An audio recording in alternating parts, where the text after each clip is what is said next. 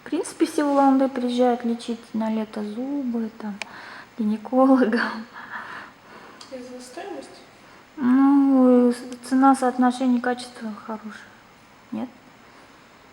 Не знаю, я не лечилась в других городах. Я, когда во Франции училась, у меня получилась такая проблема, что зуб у меня заболел, и я поняла, что я не могу там вылечить зуб, потому что это очень дорого. Мне это вообще просто вот, какой-то ужас. Я поняла, что не могу вылечить зуб, и что я быстрее мне нужно вернуться, и не в Москву, потому что я понимаю, что там цены тоже. Ну, качество, да, частной клиники, да. Мой ребенок, наверное, с года наблюдается в частной клинике. Вопрос даже не доверия, вопрос, во-первых, удобства. То есть это определенный маркетинг своего рода. Это удобно, это по времени удобно, это тебя ждут, тебя встретили, с тобой поговорили, тебе объяснили, тебе расписали. Ритм жизни вот, мне лично не позволяет в очереди там простоять целый день, прождать и получить что-то. Я хожу в свою поликлинику за справкой, в бассейн для него недавно была, и за справкой в садик, и прививки. По-моему, все остальное, все мы наблюдаемся как бы полностью. Были у меня ситуации такие, что вот конкретно педиатрия, когда ребенку моему поставили один диагноз, и мы лечились, и вот никак это не проходит. И потом мы обратились в частную клинику, где был расписан просто колоссальный ход лечения вообще. Вот все в порядке. Вот. Ну, что гинекология? Сразу могу сказать, что роды за меня, спасибо моему супругу, были оплачены, поэтому было все замечательно, было соответствующее внимание, поддержка. И я думаю, даже не уровень, вот эта оплата, она идет, во-первых, за психологическую вот это вот тебе отношение, а второе, это все-таки не нужно сравнивать то время, когда там все рожали и могли в поле родить, это я вам точно говорю. Потому что на сегодняшний день уровень здоровья нашего с вами не позволяет нам с вами выйти в поле и родить ребенка. Не позволяет. Девочки 25 лет, у которых какие-то заболевания с сердцем, у которых давление под 180, ну как она родит?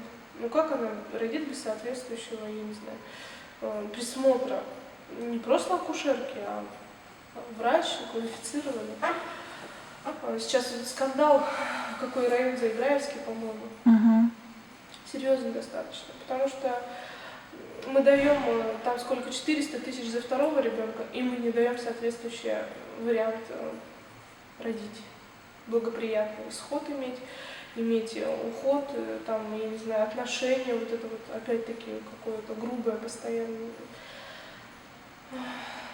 Но у меня к медицине такое отношение, наверное, потому что у меня сестра-врач, и вообще уважаю очень ее работу, она работает в частной клинике, и я могу сказать так, людям нужно научиться платить за медицину, нужно уже платить за это. Мы же платим в ресторане за еду.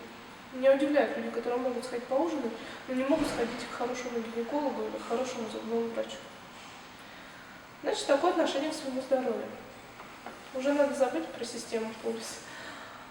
Но бывают ситуации, когда людям необходима операция там дорогостоящая, да, и вот этот момент, даже не знаю, не сталкивалась с этим. Ну, по крайней мере, за хорошего стоматолога, за хорошего гинеколога, возможно, психолога.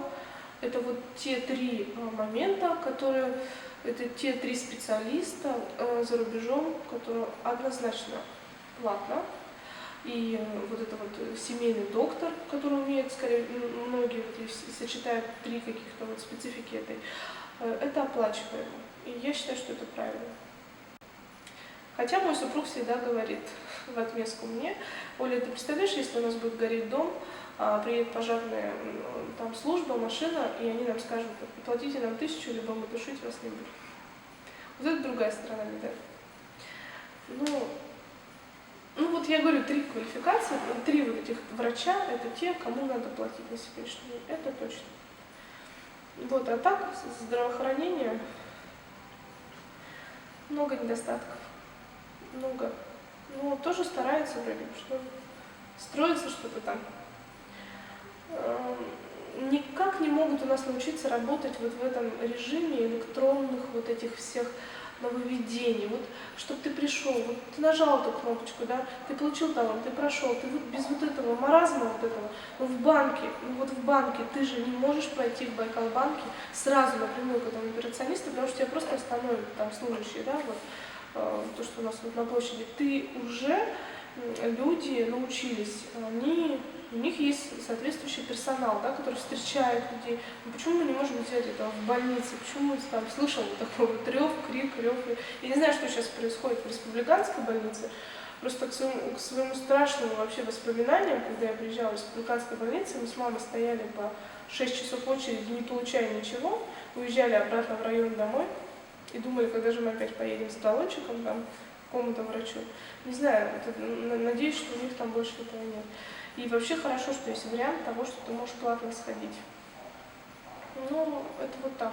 Ну, я знаю, что в других городах, в поликлиниках уже все работает, все как бы четко. Ты пришел, ты получил талон, ты прошел, у тебя электронная карта, ты по вот этой системе электронного документооборота медицинского, тебя врач записал, на руках у тебя ничего нет, ты просто получил определенный комплекс там лечения какой-то выписанный и пошел домой. Ну, думаю, что вот это то тоже, опять, я говорю про информационное какое-то вот обеспечение людей, вот помочь им пройти, помочь им зайти, там получить что-то без вот этих всяких стрессов. Человек ведь больной к тебе пришел, собственно говоря, он же пришел к тебе зачем? Даже если он здоровый пришел, если это пришел пожилой человек, это не дает тебе права вообще как бы там хамить и так далее. Значит, человек уже психологически устал, он пришел, надо оказать ему должное внимание. Ну, соответственно, наверное, с той стороны медали у нас низкая заработная плата. Ну, собственно говоря, как и у всех. Во Франции, когда я жила, меня удивило два момента. Вот я вот об этом очень хочу сказать, потому что перекроется сразу тема политики и здравоохранения и всего. Я жила в очень богатом районе в Страсбурге, прямо возле Совета Европы. И по моей улице, ну, было там, предположим, 200 домов вот так выстроенных. И я жила в очень обеспеченной семье. И, ну, дома, которые были вот на этой улице, я всегда у нее спрашивала, Катрин, говорю, Катрин, почему вот эти дома лучше, чем твои? У тебя же муж там какой-то чиновник большой был. Она сказала, это врачи. Это элита Страсбурга. Это врач-педиатр. А потом я пошла читать таблички. Педиатр, le médecin de та-та-та-та-та. И я поняла, что это живут врачи, страсбургские врачи. И буквально вечером этого же дня у нас был прием у мэра города Страсбурга. Он нас принял, там что-то нам показал лифт, на котором Черчилль, помню, есть. И мы вышли во двор, он сказал там, такой, он поехал домой. Я сел на велосипед и поехал домой. И вообще все чиновники, которые выходили из правительства, они все садились на велике и ехали домой. Вот тогда я плакала. Вот это единственный момент, когда во Франции я плакала. Потому что я думала, мне было всего 18 лет, и я уже тогда подумала о том, что вот пока у нас так не будут ездить чиновники на велосипедах, а врачи не будут иметь такие дома, у нас все будет неправильно, все будет вот так агрессивно и вообще беспорядочно как-то. Вот уровень врачей. Ценятся врачи там. У нас они как бы совсем никак не ценятся.